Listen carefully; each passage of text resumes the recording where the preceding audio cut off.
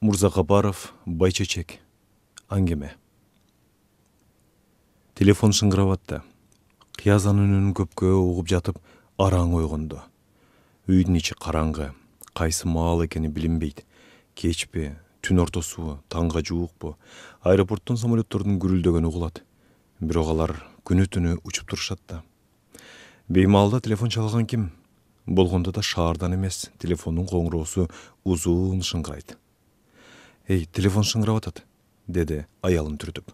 Бирок аял ойгуна бербеди. Турууга туура келди. Стулдарга чалынып барып трубканы алды. Алло. Бул Исаковдун үйүбү? Ооба. Ноокат менен сүйлөшөсүз.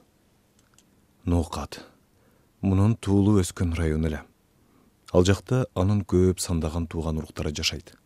Атасы, апасы, ага-инилери, эже карындаштары, жеңелери, тайнеси. Бирок алардын эч кимиси минтип беймалда телефон чалуучу эмес. Эмне болуп кетти? Ноокат жакта «Алло!» деген эркектин үнү угулду. Кыяз үндүн ээсин тааныган жок. «Бул ким?» деп сурады. Мен Кыяз», деди ноокаттык. «Жолдошмун». «Кайсы жолдош?» Кыяз ноокаттан кеткенден бери 18 жыл жаңырды. Эми ал ноокатына жылына бир жолу барат да 2-3 күн туруп кайра баса берет. Бара-бара элден, жерден жат болуп, жердештеринин кээ бирин унутуп да келатат. «Кайсы жолдош?» Тигил адам мунун аялдап калганынын себебин туйду окшойт. «Жолдош, пошточумун», деп кошумчалап койду. Жолдош аке», деди Кыяз ошондо гана. Алардын кыштагында ушундай адам бар эле. Бирок ал кишинин буларга эч кандай жакындык, катнаштык жайы жок болчу. Шондуктан анын телефон чалышы, болгондо да түндөлөп чалышы мурдагыдан бетер сырдуу көрүндү. «Кош, телефон чалып калыпсыз?» «Кыяз, сен бир айылга келип кетүүкө. Тайнең ооруп калды». Тайнеси мурда деле ооруп жүргөн. Кара киши да. Бирок ал жөнүндө минтип зарыл түрдө кабарлап, анын тынчын алышчу эмес. Демек бир адиса болгон көрүнөт. «Эмне, катуу ооруп атабы?» деп сурады Кыяз. Тиги кишиден түзүгүрөөк маалымат алыш үчүн. «Кыйла бар», деди жолдош пошточу. «Келишиң керек». Демек бир адиса болгон деп ойлоду Кыяз кайрадан. Бирок аныгын билсе болот эле. Эгер ооруп гана жаткан болсо бара албайт. Эмки жумага чейин авторефератын тапшырышы керек. Айдын аягында диссертациясын коргойт. Кокус кемпир бир нерсе болуп кетсе, Кудай мунун бетин ары кылсын албетте. Анда барууга туура келет. Бирок муну кантип билесиң? Түз эле өлдүбү деп сурашка оозуң барбайт. Тиги киши оозун бурду кыйшайбай туруп сураганын көр деп жаман көрүп калышы мүмкүн. Кыштактын адамы да. «Эми кантемин?» деди Кыяз өзүнө өзү, бирок мунусу оозунан чыгып кетти. «Иштерди эмне кылам?» «Иштериңди 2-3 күнгө кое турасың да», деди пошточу. «Келбесең болбойт, кемпирдин көңүлү ооруйт». Кыязды үгүттөп аткансыйт. Жок, кемпир бир нерсе болгон. Болбосо да акыбалы начар көрүнөт. Ачыгын эле айтып койбойбу, эми жарыктык. «Ошентем да эми, айла канча?» «Тезирээк эле келүүкө, бандачылыкта». Ой, ушул кишинин адептүүлүгү өттү. Тумандатып отурбай, өлсө өлдү дебейби мусулман? «Барамын, түшкө чейин кирип барамын». Баягыдан үйдүн ичи жарышып, аялынын жүзү жылаңач көкүрөгү агарып келатты. Аялынын жүзү да, көкүрөгү да сулуу эле. Анын үстүнө жаңыдан эле баш кошуп, али ойноп оюндары кана элек, күлүп күлкүлөрү кана элек маал болчу. Шондуктан аялын бир паз сүйкүм менен карап туруп, ошол замат анын койнуна барып жаткысы келип кетти. Бирок самолеттордун добушунан улам барар жери алыс экенин элестетип, кайра өзүн токтотту. Мунун ордуна аялын ойготуп, телефондон уккан кабарын ага карата өзүнүн кабыл алган чечимин айта баштады. «Эмне, мен кошо барайынбы?» деп эсинеп койду аялы. «Кереги жок», деди Кыяз. «Кемпир али өлө элек. Анын үстүнө сен ал кишини көргөн эмессиң. Андан көрө тынч жатып уйкуңду уланта бер айдыңым». «Жакшы бар. Чыгып баратканыңда эшикти акырыныраак жапчы». Кыяз анын айтканын кылды. Аэропортко басып келсе, түшкө чейинки рейстерге билет жок калыптыр. Калп айтууга туура келди. «Өлүк көмгөнү баратам», деди ал муңайым түр менен. Анын бул калпты жеңил желп эле айта салганына өзү да таң кала түштү. Бирок ошол эле замат мүмкүн бул калп эместир. Чын эле энем өлүп калгандыр деп өзүн кайра актап жиберди. Айтканыңызды ырастай турган бирдемеңиз барбы? Мисалы үчүн телеграммаңыз, деп сурады кассир аял. Кыяз бул кайгылуу кабарды телефон аркылуу билдиришкенин айтты. Кассир аны ишенip тиктеп туруп, кийин жөнөп аткан самолетко бир билет жазып берди. Самолет бар болгону 50 мүнөт гана учуш керек эле. Кыяз жол катар терезени карап келди. 1 жылдан бери Фрунзеден эч жакка чыккан эмес. Мына эми шаар, андагы өзүнүн машакаттуу тиричилиги артта. Жерде калып, ал өзүн жеңил, эркин сезе баштады. Жазгы жаратылыш анын көңүлүн көтөрдү. Айрыкча түндүк менен түндүктү бөлүп турган тоолордон өтүп баратканда жүрөктү уйлап кетти. Тоолордун кары кете элек экен. Жакында кетчүдөй түрү жок. Тоолор бири менен бири туташып, алардын коктук колоту да жакшы билинбей, агарган бир кең мейкиндикке айланып, мелтиреп тып-тынч жатат. Мейкиндиктин бетинде үзүк кесик оор булуттар калкып жүрөт. Самолеттон кийин Кыяз таксиге түштү. Такси аны туура өз кыштагына алып келди. Энеси өлүптүр. Муну ал атасынын эшигине чогулган элди көргөндө эле түшүндү. Көпчүлүк машинаны бурулуп карап калды. Кимдир бирөө шашып-пушуп үйгө кирип кетти. Ошол замат тынч турган үйдөн ый угулду. Дагы бирөө топтон бөлүнүп Кыязды утурлай жөнөдү. Жолдош почточу экен көрсө. Келдиң бүка, деди пошточу Кыязга нары бери колун берип. Эми мен эмне кылайын, деп сурады Кыяз андан. Башка кеп сөзгө келбей туруп. Ал дароо өзүн жоготуп койду. Бирок күйүттөн эмес, күйүттү али сезе элек. Жөн гана өзүнүн жаңы акыбалынан шаштысы кетип калды. Жашы 35ке келип, ал эми өлүм житим дегенди башынан өткөрө элек болчу. А бул жерде тайнеси өлүп атат. Тегенде бир айылдын эли аны жабалактап карап турат. Эмне кылышы керек? Ыйлап мени ээрчи, деди пошточу. Кыяз ээрчирин ээрчи де, бирок ыйга даяр эмес эле. Ал өмүрүндө өзгөчө ыйлап көрбөгөн жан. Тигил турган элден сүрдөп, баштагандан тартынып, шыпылдаган пошточунун артынан шыпылдап басып кете берди. Өкүрбөйсүңбү? Деп шыбырады пошточу, ага кыйгаач кайрылып. Анын сөздөрү жемеге окшоп угулду. Кыяз бартыгы келге салып, энем ой, деп кирди. Бул сөздөрдү ал жөн гана сүйлөп койбостон ыйга мүнөздүү огонго салып, созуп муңдуу кылып айтып атты. Бирок көзүнө жаш келген жок. Шондуктан кургак көздөрүн элден жашырыш үчүн плащынын чөнтөгүнө колун салып, жүз аарчысын издей баштады. Кол салган чөнтөгүндө жүз аарчысы жок болуп чыкты. Ушул тапта анын оюн түшүндүбү, кимдир бирөө чуркап келип, колунан портфелин ала койду. Кыяз бошой түшкөн колу менен башка чөнтөгүнөн жүз аарчысын таап, көздөрүнө тутту. Пошточу экөө ээрчип келип, ый чыгып аткан үйгө киришти. Адегенде далиске, кийин төркү бөлмөгө өтүштү. Бөлмөнүн ичи караңгы экен. Кыяз босогого чалынып, пошточунун далысын сүзүп алды. Ошондо жүз аарчысын жылдыра берип, ыйлап аткандарды чала була көрүп калды. Ыйлагандардын баарысы өзүнүн туугандары болуп чыкты.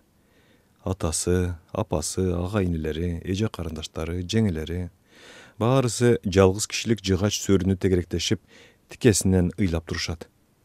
Сөрүдө энеси жатыптыр. Соо кезинде бүкчүйүп жүрчү кичинекей кара кемпир эми буттарын сунуп, боюн түзөп узун болуп калыптыр. Үстүнө жабылган кара бакмалдан анын эч нерсеси көрүнбөйт. Кыяз энесинин жүзүн ачып көрүшү керекпи, биле албай койду. Жүрөгү эчтеке дебеди, а салт боюнча кандай болоорун ал билчү эмес. Шондуктан энесине 2 кадамдай жакын келип, кимдир бирөөнүн катарына туруп алып мурдагыдай эле энем ой, деп өкүрө берди. А көз жаш дагы эле келбей атты. Үйдүн ичиндеги башаламан ызылдап аткандар да таасир этпеди. Энесинин суналган жансыз көрүнүшү да жүрөгүн эритпеди. Буга өзү таң калып жаны ачыды. Бир маалда бирөө ыйлаган бойдон келип, анын көкүрөгүнө башын койду. Караса апасы экен. Апасы өзүнүн обондуу ыйына кара сөз кошуп атты. Кара сөздөрү Кыязга тиешелүү болуп көрүндү. Кыяз өз ыйынан кичине алаксып, апасынын эмне дегенин кызыгып тыңшап калды. Бирок ызы-чуунун арасынан апасынын «Тайнеңден айрылдык» деген сөздөрүн араң ажыратты. Ооба, тайынымдан айрылдык, деп койду Кыязда. Тигине өлүп жатат. Кишинин бир эле тайынеси болот. Тайынеси деген апасынын апасы, демек өтө жакын киши. Кыяз албетте муну түшүнүп эле турат, бирок акылы менен гана туюп, жүрөгүнө жеткире албай жатат. Энем ой. Апасынан кийин башка туугандары да бири-бирден басып келип, анын мойнунан кучактап ыйлап, аны менен өздөрүнүн кайгы муун бөлүшүп атышты. Бирок баары биригип да ага өздөрүнүн кайгысын, көз жашын жуткура албай койду. Анын ички дүйнөсү бир караңгы кудукка окшоп, кудук таап-такыр какшып калгансып туруп алды. Энем ой. Кыяз эл көзүнө бооздоп ыйлап аткан киши болуп көрүнүп, өз алдынча өзүнүн какшыган кудугуна ным издеп, ага кайрадан суу пайда кыла албай атты. Жасалма жол менен болсо да өзүнүн көкүрөгүн жибиткиси келди. Бул үчүн ал энесинин ким экенин, анын кыял жоруктарын эстей баштады. Тайнеси акылдуу, боорукер адам эле. Өмүрүндө бирөөгө жаман сөз айтпаган, өзү да бирөөдөн жаман сөз укпаган киши. Бул турмушу түйшүктөп өттү бечаранын. Балдарымдын балдары деп жүрүп, акыры минтип жаны тынды. Кыязды абдан жакшы көрүүчү. Ал келген сайын аны айланып үйрүлүп, көз жашын көлдөтүп, сагынып тосуп алчу эле. Эми сенин балдарыңдын бешигин терметип атып өлсөм, арманым жок дечү дайыма. Кыяздын жүрөгүн бул эскермелер да козгободу. Ал мурдагыдай эле көз жашсыз ыйлап атты. Энем ой. Бир маалда тыңшаса, башкалар басылып өзүн гана үнү калыптыр. Кыяздын дагы башы катты.